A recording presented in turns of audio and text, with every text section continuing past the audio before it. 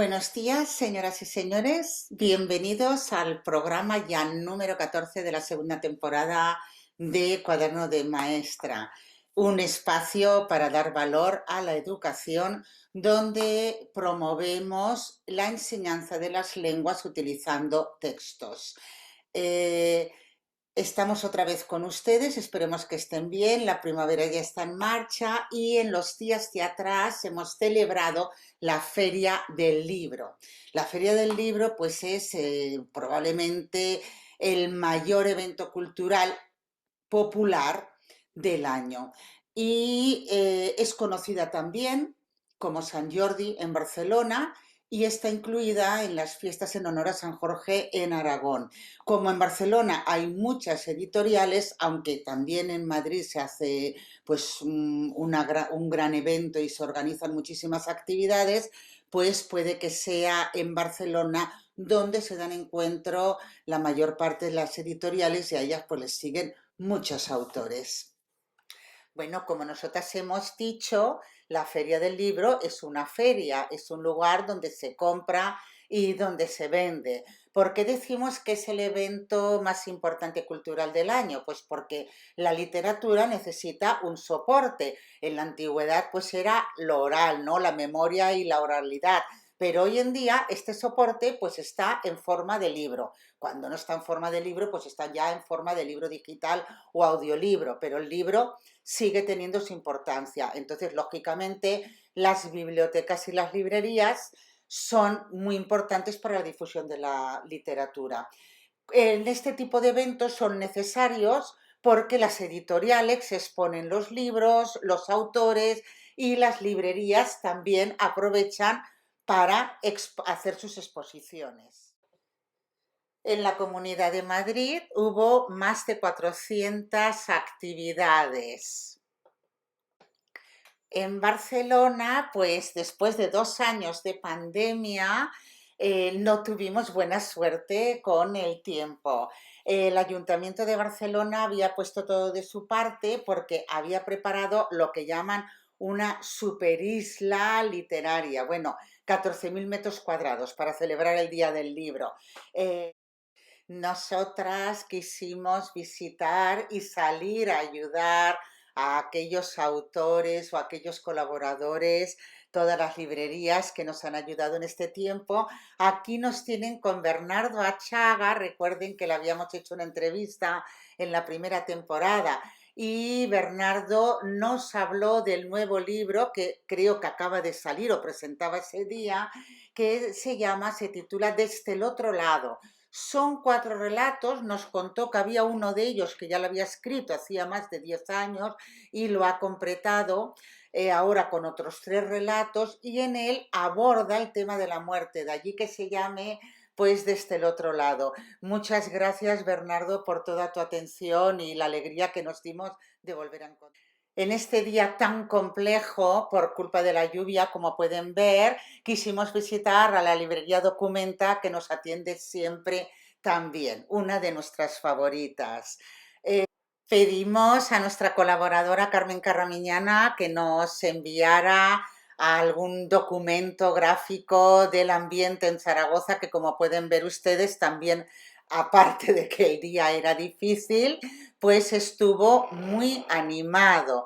Por supuesto, Carmen quiso visitar a Sandra Araguás. También la han podido escuchar ustedes en la segunda temporada en la narración oral. Carmen se interesó por las nuevas publicaciones de literatura infantil y juvenil, de las cuales nos traerá noticias, y Sandra estuvo conversando con ella sobre sus nuevas publicaciones, tanto las que ella dedica, algunas ya las conocemos, un par nuevas que ha sacado ahora últimamente, y además pues también tiene una editorial propia que se llama Editorial Sin Cabeza. Desde aquí un fuerte saludo tanto para Carmen, para Paco y para Sandra. Nos acordamos de ellos. Bueno, haciendo caso a nuestra colaboradora Carmen Carramiñana, yo tengo aquí 2 libros que ella visitó.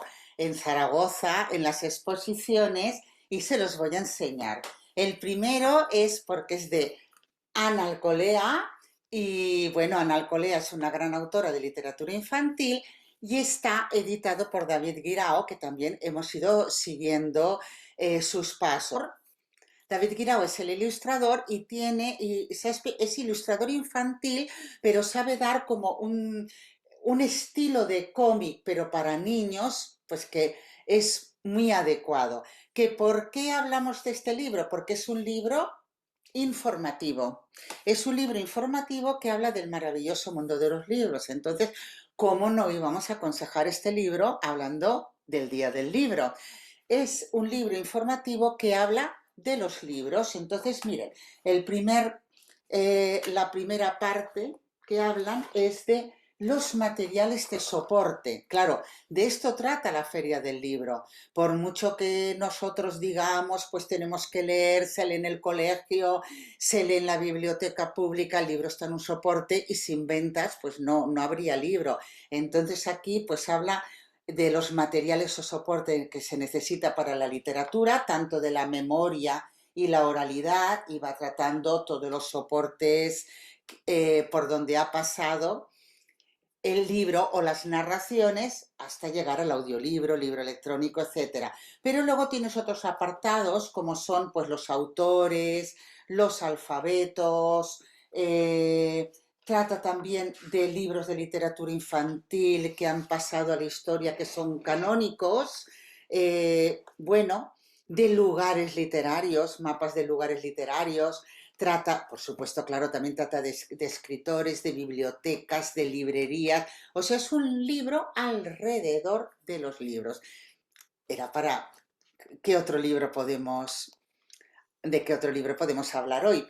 Muchas felicitaciones tanto a Ana Alcolea, la autora, como a David Guirao, y ustedes lo encuentran en la editorial Anaya. También, por recomendación de Carmen Carramiñana, he encargado un libro que me ha hecho mucha ilusión, que es un estudio sobre María Moliner y otras estudiosas. Bien, yo soy admiradora de María Moliner, déjenme explicarles. Como todas las personas que nos dedicamos al estudio, pues necesito echar mano a los diccionarios. Tengo varios diccionarios, ya no les digo Ana, bueno, ya imagínense, ¿no? Y tengo heredado por aquí pues un diccionario de la Real Academia Española.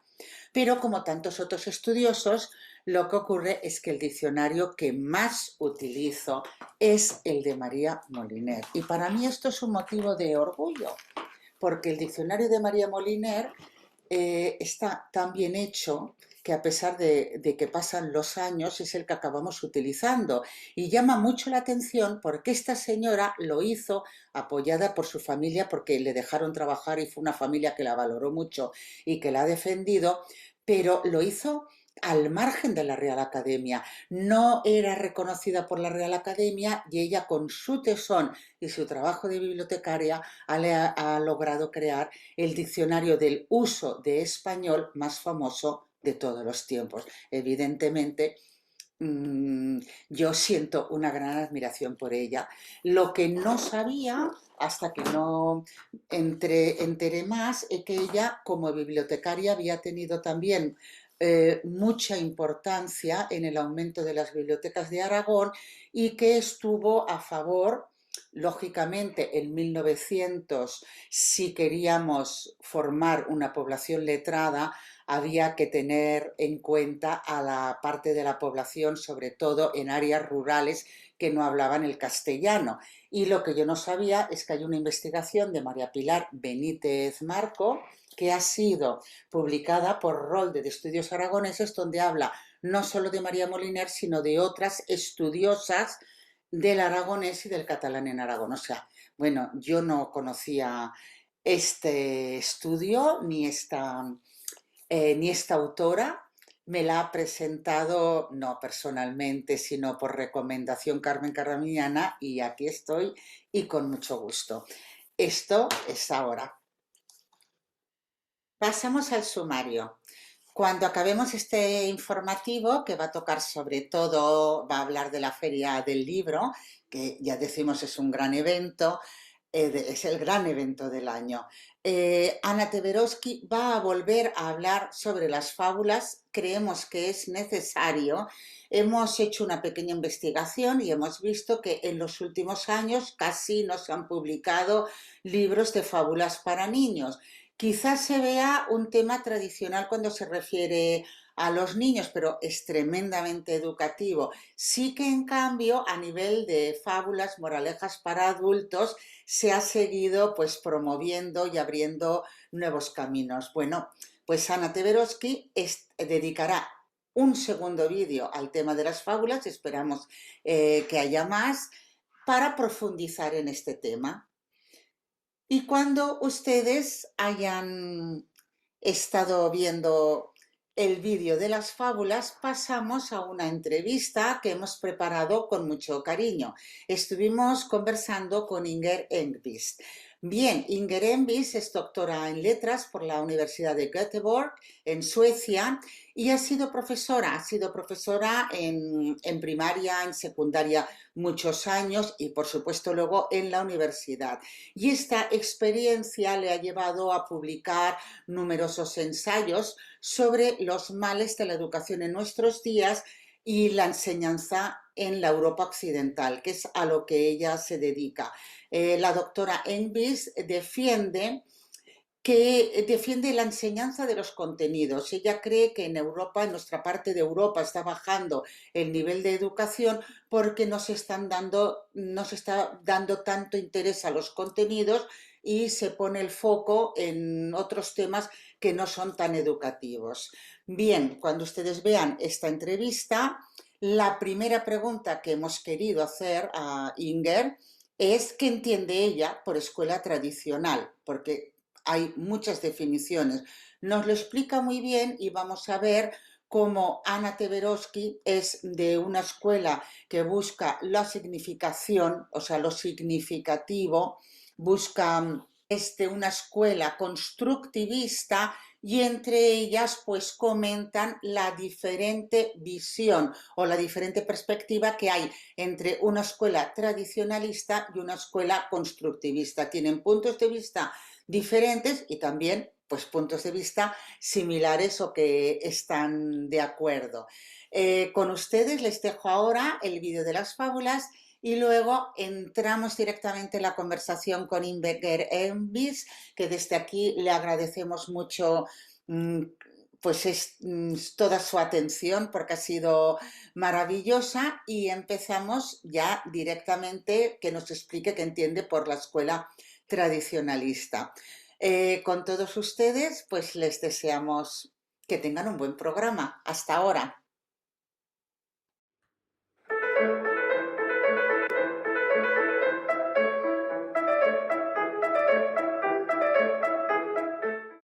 En esta ocasión vamos a continuar hablando de las fábulas. ¿Os acordáis que la sesión anterior hablamos de una fábula, pusimos un ejemplo? Esta vez vamos a hacer un poquito más de cuestión desde el punto de vista, digamos, de ejemplos en general, no en específicamente, pero ejemplos en general, haremos alguna reflexión.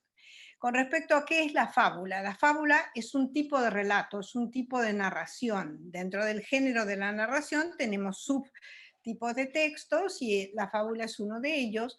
Es un relato corto, moralizante, que pone los animales en escena, generalmente se trata de animales o de objetos, y que pertenece, digamos, al género, como ya dijimos, de la narración, puede ser oral o escrito, pero siempre es preparada, es pública, es compartida, tiene un componente de conocimiento compartido. El término fábula viene del latín y hace referencia a la narración de advertencia, de ejemplo de tipo didáctico.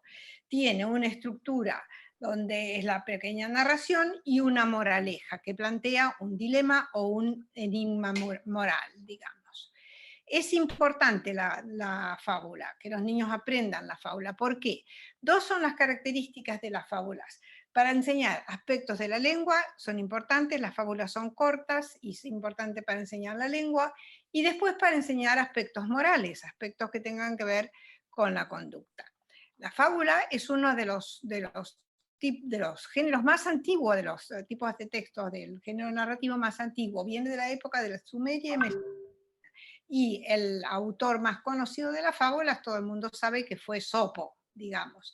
El griego Esopo, que fue quien recopiló, digamos, de todos los fabulistas que escuchaba y de su propia creación, y una cantidad grande de fábulas. Muchas de las fábulas que hoy conocemos son anónimas, o sea, no sabemos a quién atribuirla porque circula, ya digo, entre la gente y forma parte de la tradición.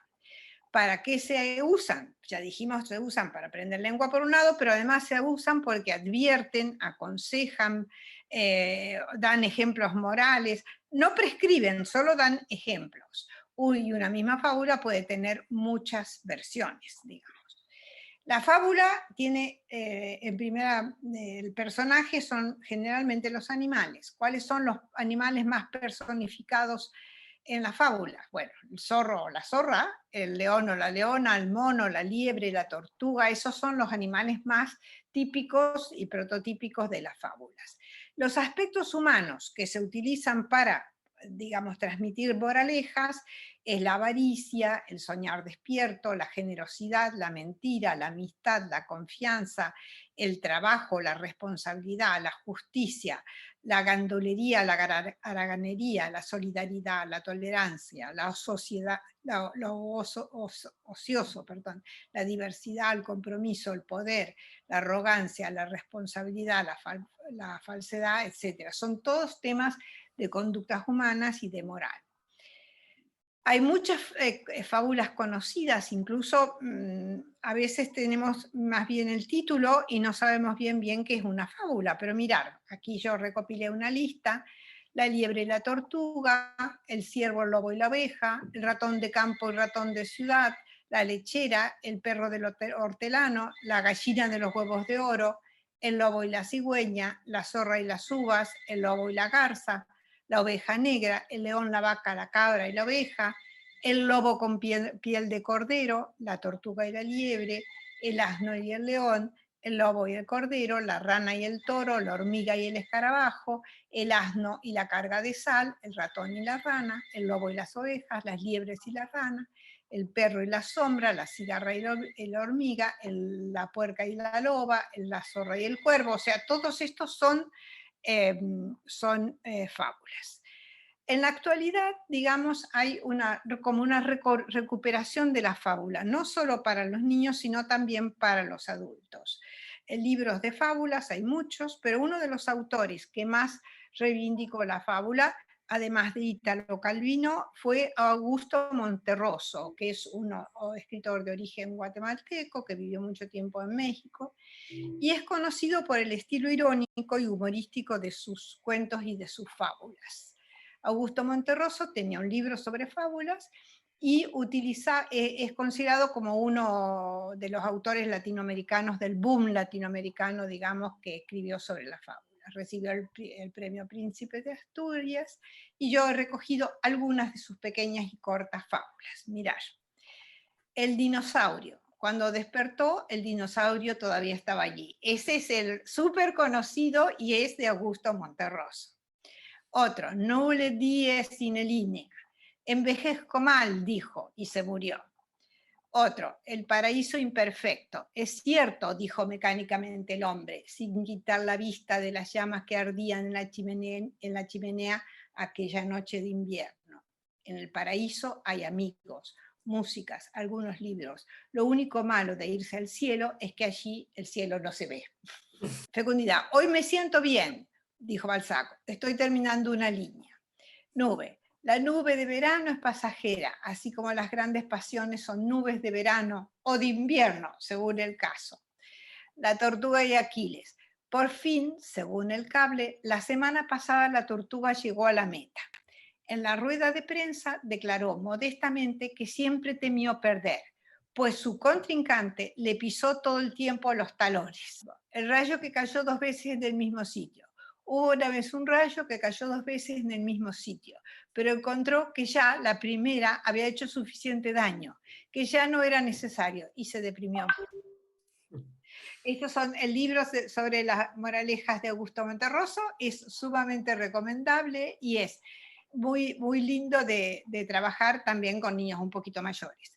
¿Por qué insisto en la moraleja? Porque perdón, en la fábula. Porque la fábula tiene la moraleja, y si el niño o el adolescente o el adulto no entiende la moraleja, es que no ha entendido lo que ha leído. Entonces, en ese sentido, digamos, se ve como obligado a entender el significado de lo que ha leído para poder sacar la moraleja de conducta moral, digamos, ¿no? Entonces, seguiremos trabajando las moralejas, si os parece.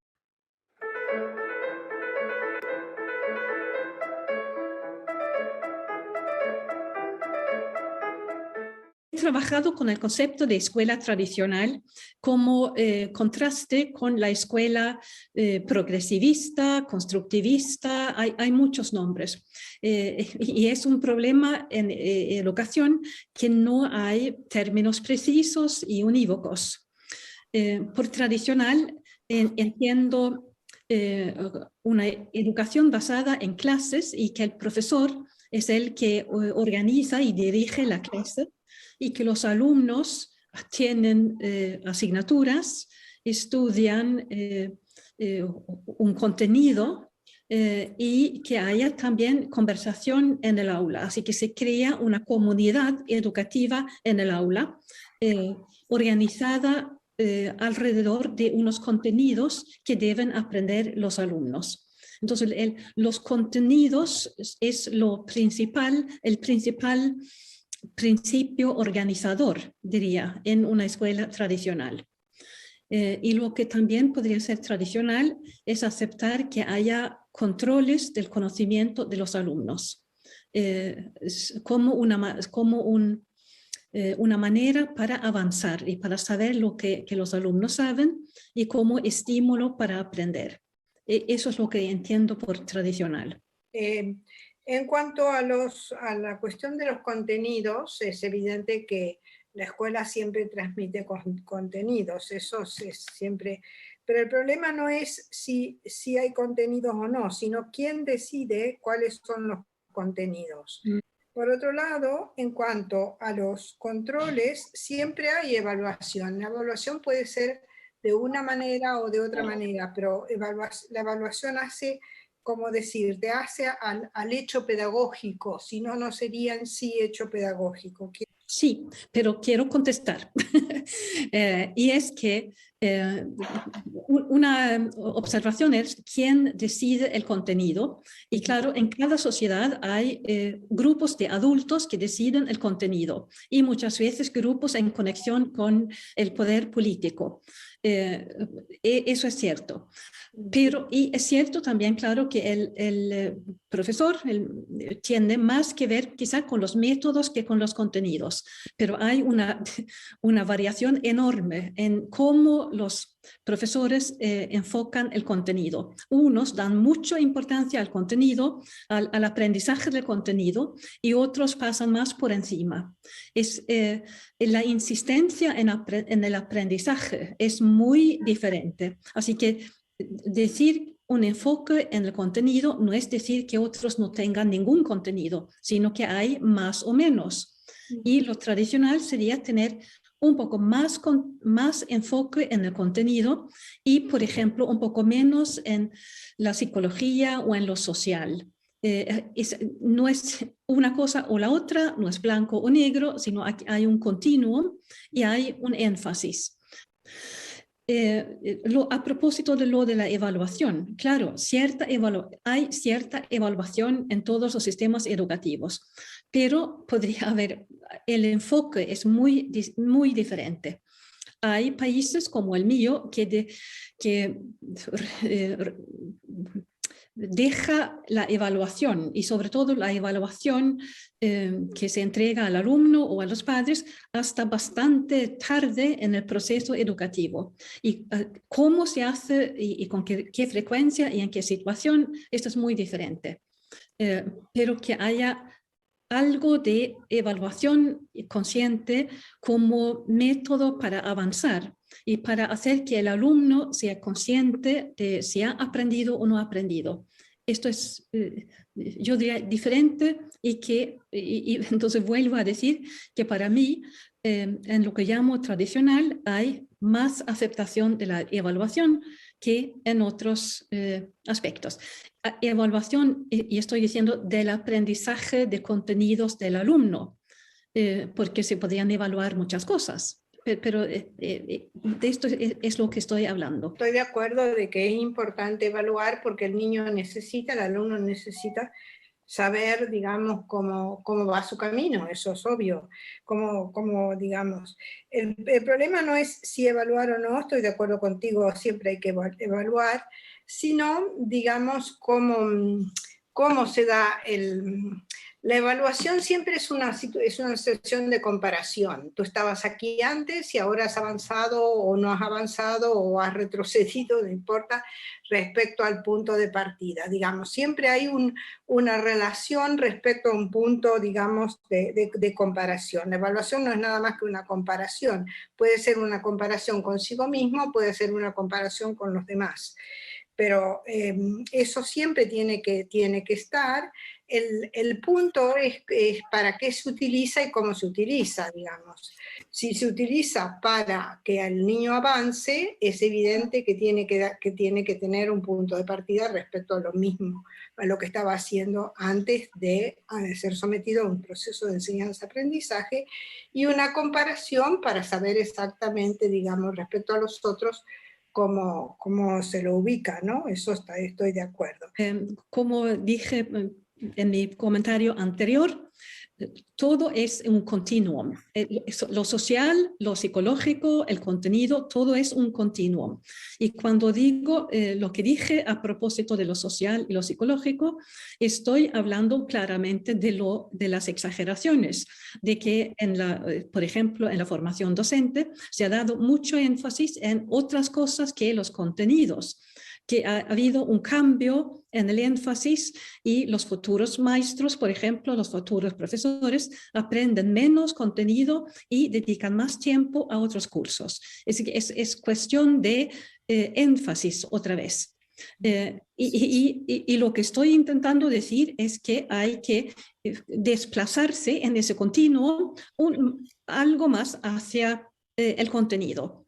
Después es obvio, y lo sabemos los que estamos en este campo, que un profesor siempre utiliza, claro, elementos psicológicos y sociológicos, y es lo que se decía antes con la fórmula de la seducción del profesor. El profesor tiene una relación con el grupo y sobre todo con grupos de alumnos de baja edad. La persona del profesor está ahí y tiene una relación personal con los alumnos. Pero hay una diferencia entre si la relación, el quedar bien, el caer bien a los alumnos, adquiere mucha importancia o más importancia que el contenido o no. Entonces, un buen profesor mantiene el enfoque en el contenido y mantiene también el vínculo, claro, afectivo, social, psicológico con los alumnos. Esto es así, esto lo sabemos todos. Nos podemos formular de manera distinta, pero eso lo sabemos los profesores. ¿Podrías hablarnos del papel de la memoria? Porque lo vemos, es que aquí también hay tanto malentendido que nos gustaría que lo comentaras. Sí, si pensamos, todo lo que hacemos está basado en la memoria. Necesitamos la memoria para orientarnos en el mundo constantemente. Para nuestra percepción necesitamos conocimientos que ya tenemos y se suele hablar de memoria a largo plazo y memoria a corto plazo. Y el aprendizaje, la memoria, es lo que hemos almacenado, si se quiere, guardado en la memoria a largo plazo.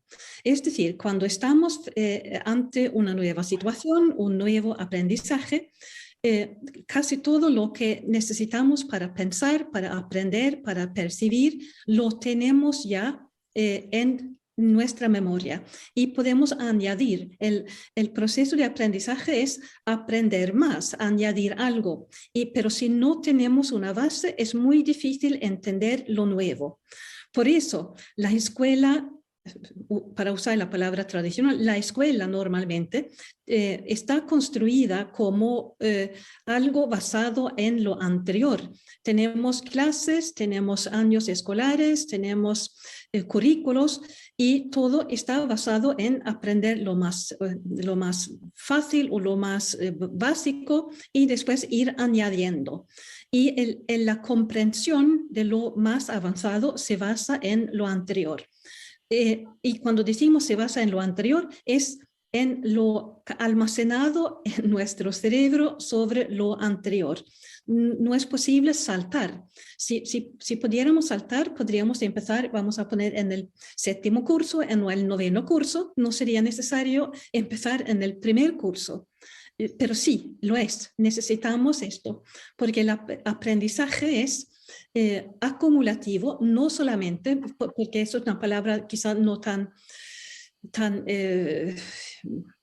aceptada, pero tenemos que ir aprendiendo, acumulando, etc. Lo que se ha discutido, yo quisiera ir en 2 direcciones. Una es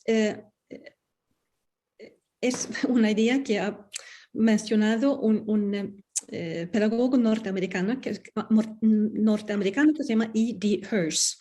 Y dice en su último libro, otra vez más, que un aula es como una comunidad de conocimientos y una comunidad de lenguaje. Y eso es lo que va construyendo el profesor con los alumnos. Los alumnos en el aula, durante el año escolar y los años anteriores, aprenden un lenguaje, un vocabulario, tienen ciertos conocimientos. Y cuando se trata de aprender algo nuevo, el profesor se basa, claro, en lo anterior, lo que ya saben. Y entonces los alumnos se reencuentran con lo que saben, es un repaso, y después añaden y tienen el placer de acordarse, de sentir que están avanzando y sentir que son miembros de esta comunidad de lenguaje y de conocimientos y normalmente, y sobre todo si son de baja edad, sienten cierto orgullo de pertenecer a esa comunidad de lenguaje y de conocimientos. Por eso, esto es un uso, un uso muy consciente de ese factor de la memoria que hace un profesor y está previsto en los currículums, de eso va. Otra idea es que se habla hoy en día mucho del pensamiento como si fuera algo diferente de la memoria, del conocimiento. Y quisiera mencionar un muy conocido que ilustra, o quizá dos, pero empezaré con un proyecto de ajedrez que es muy conocido de los Países Bajos y ya de los años 50 por ahí, muy conocido. Y se trataba de un tablero de ajedrez y con algunas piezas puestas en el tablero y los informantes debían mirar el tablero, después quitaron las piezas y debían volver a poner las piezas. Y lo interesante es que cuando las piezas estaban de cualquier modo, los buenos jugadores de ajedrez eran algo mejores, pero no hubo una diferencia muy grande. Pero cuando pusieron las piezas según una fase en una partida de verdad, los ajedrecistas eran muy superiores. Y entonces llega la explicación. Dicen, bueno, la explicación sería que cuando miramos el tablero y no sabemos nada de ajedrez, es puro visual, pero alguien que sabe de ajedrez ve una fase, así que ve algo que tiene almacenado en su cerebro, ve con su conocimiento del juego, ve las posibilidades y los peligros de las piezas en la situación. Otra vez más, no se acuerda mejor porque tiene, o sea, un talento así abstracto por el ajedrez, sino ve porque tiene conocimientos. Y es decir, que no se puede distinguir exactamente entre memoria y pensamiento porque piensa con su memoria. Y si no tuviera memoria, no podría pensar. Y que esta es la situación, por ejemplo, entre el experto y el no experto, también en otros campos. Un médico entra y ve a un paciente y enseguida se le ocurren diferentes, diferentes posibilidades de diagnóstico. Y entra otra persona y no se le ocurre nada porque no tiene dónde elegir. Es que pensar y tener memoria no son dos cosas distintas, sino al enseñar a los alumnos elementos del currículum y al repasarlo y al basarnos en lo aprendido para ampliarlo, estamos usando la memoria constantemente. Y quisiera dar otro ejemplo más y después me callo. He encontrado un ejemplo norteamericano que reúne lo que quiero decir sobre la memoria y tiene que ver también con la lectura, que es otro tema que suele aparecer en conversaciones en educación. Se trataba de diferentes grupos de adolescentes que debían leer unas 6 o 8 líneas y en estas líneas aparecían los nombres del general Lee y general Grant y la palabra negociación. Y después los investigadores preguntaron a los diferentes grupos, bueno, ¿qué significa esto? ¿Qué quiere decir? Y los grupos más flojos dijeron que se trata de unos militares. Es decir, la única interpretación que podrían dar es que un general es un militar. Y ahí se acabó su comprensión. Tenemos que entender que probablemente entendieron todas las palabras en las 6 o 8 líneas, pero no más. Mientras que los grupos avanzados dijeron más o menos lo siguiente: Lee y Grant, es la guerra de secesión. Si se habla, esa guerra tuvo lugar en el sureste de los Estados Unidos. Si se habla de negociación, quizá estamos hacia el final de la guerra, eso podría ser 1864, por ahí. Y como conclusión dicen que quizá es un trozo de texto que tenga que ver con esa situación. Lo interesante con ese ejemplo es que se dice muchas veces que la memoria no es importante, que ahora está Internet, que los alumnos pueden buscar en Internet los conocimientos que no tienen. ¿Y por qué aprender tanto contenido, por ejemplo, en historia? Bueno, si buscan Lee, hay una enorme cantidad de personas que se llaman Lee. Y lo mismo con Grant, que son apellidos muy comunes. Y lo mismo, si buscan general Lee, encontrarán muchos generales Lee, y lo mismo si buscan general Grant, porque son apellidos comunes. Lo que tienen que hacer es introducir a la vez general Lee y general Grant y después apretar, porque son conocidos como una pareja de adversarios. Pero por no saber, los alumnos del primer grupo no saben ni buscar, porque no saben cómo buscar, porque no tienen en su memoria los conocimientos claves como para hacer una búsqueda con éxito.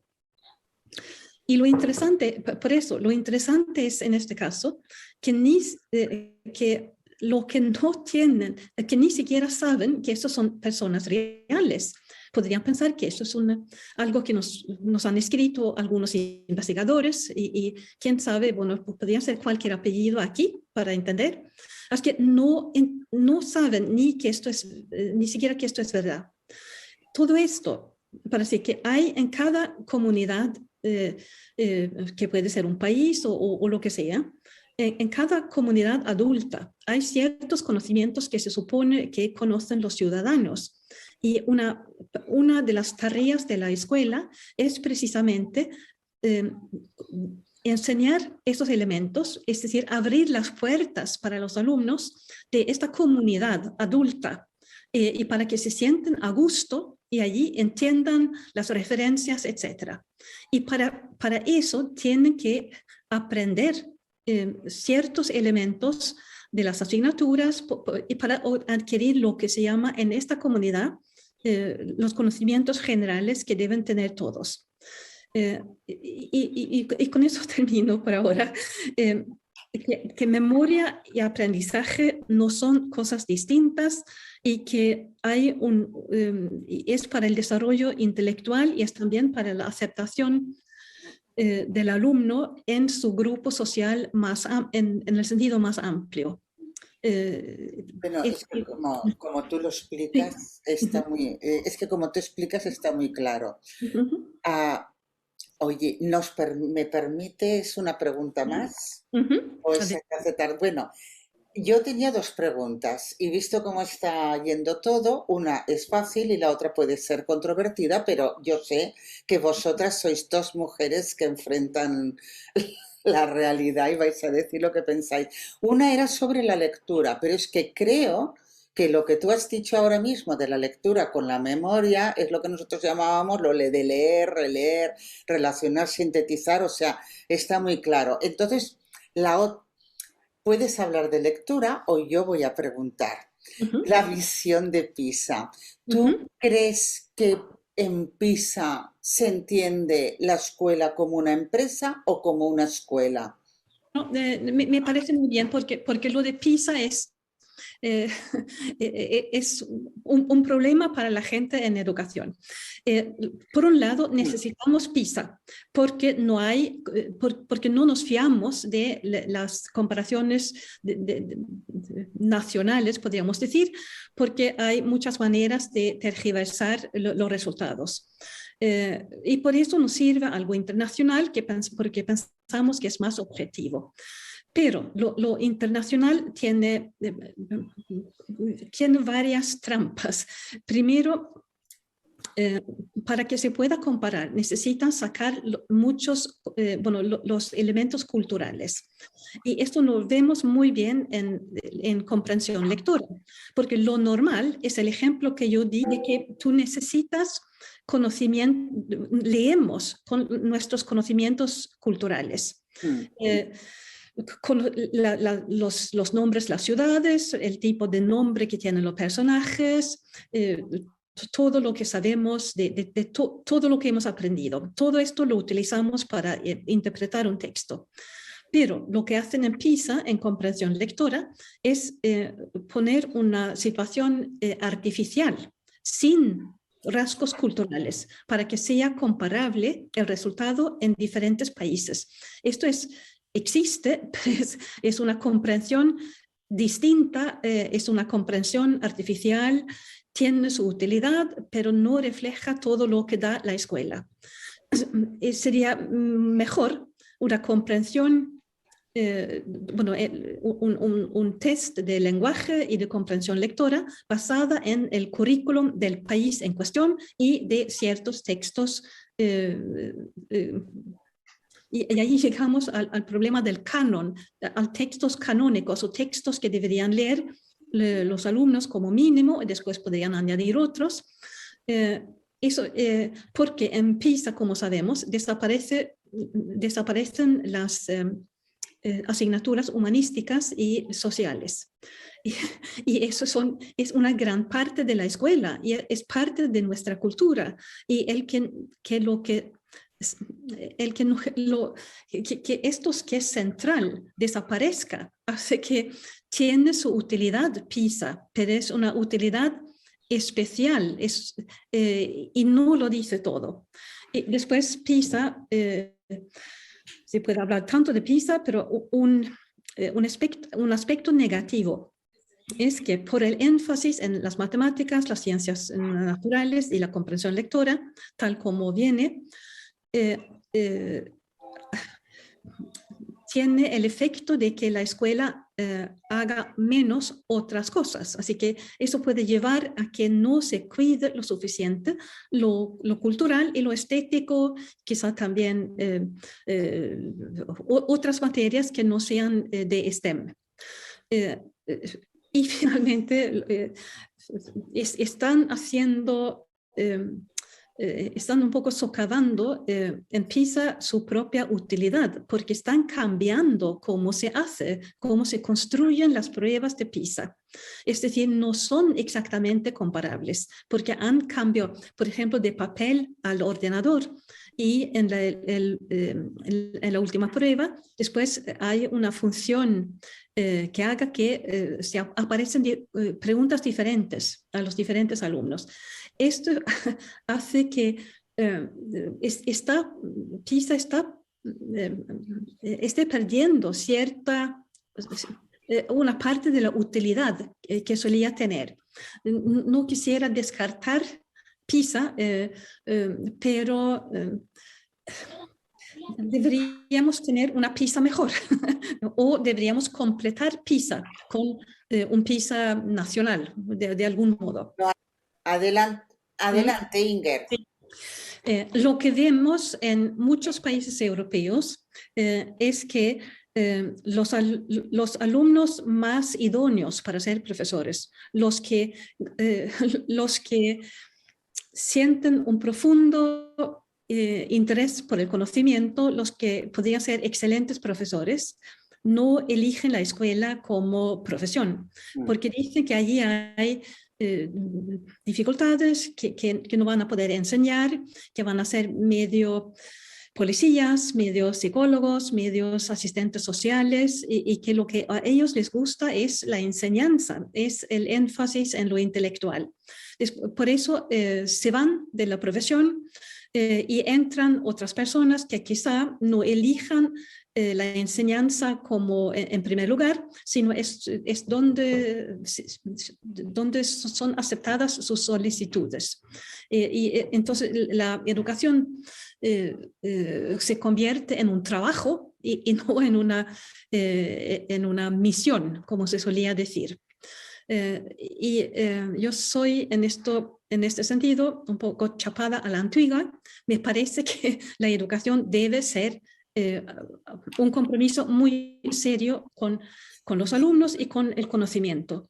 Y yo creo que alguien que no siente ese respeto, ese amor por el conocimiento, no va a dedicar todo el tiempo que se necesita a prepararse, a mejorar el contenido, a ir más allá de su deber para que los alumnos aprendan mucho.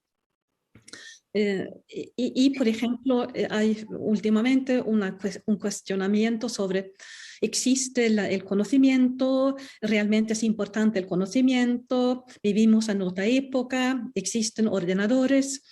Se dice que ahora en el siglo XXI los alumnos no saben en qué profesión van a terminar, van a cambiar de profesión, no sabemos lo que deben aprender. Yo creo que estos son argumentos que no válidos.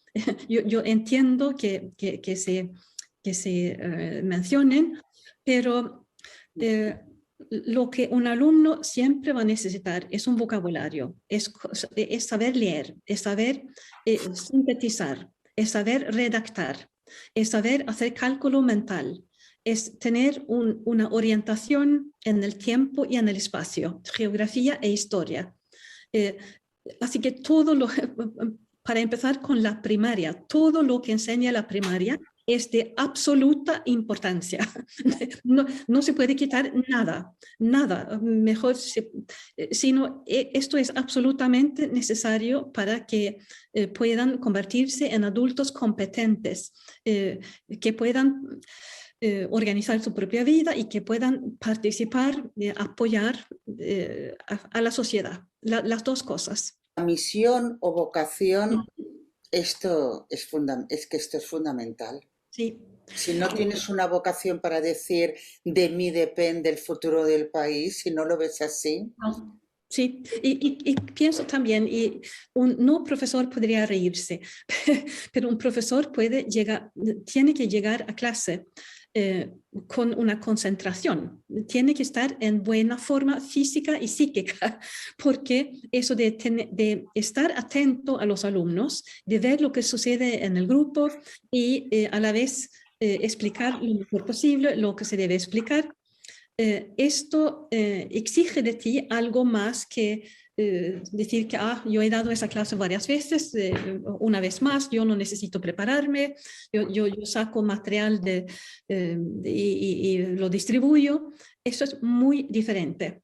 Yo creo que la actitud que debería tener un profesor es decir que esta clase los alumnos lo tendrán una sola vez en su vida. No más. Y tampoco yo tendré esta clase más que esta vez, porque la próxima vez será diferente, no será exactamente igual. Tú has sido profesora muchos años de educación secundaria, o sea, sabes de lo que estás hablando. Sí. Y lo has vivido. He anotado la formación que reciben, quién elige la carrera, la visión de su futuro trabajo cuando eligen la carrera.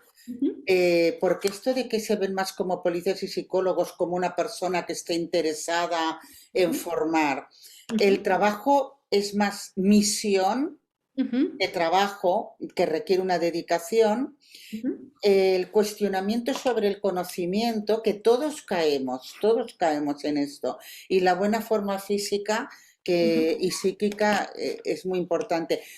Si nosotras seguimos aquí es porque nos queremos seguir sintiendo maestras. Sí, sí. Y si creemos en la transmisión cultural, desde aquí, de este programa, tenemos que seguir diciendo a los profesores jóvenes, no es un trabajo, es una misión, es una vocación.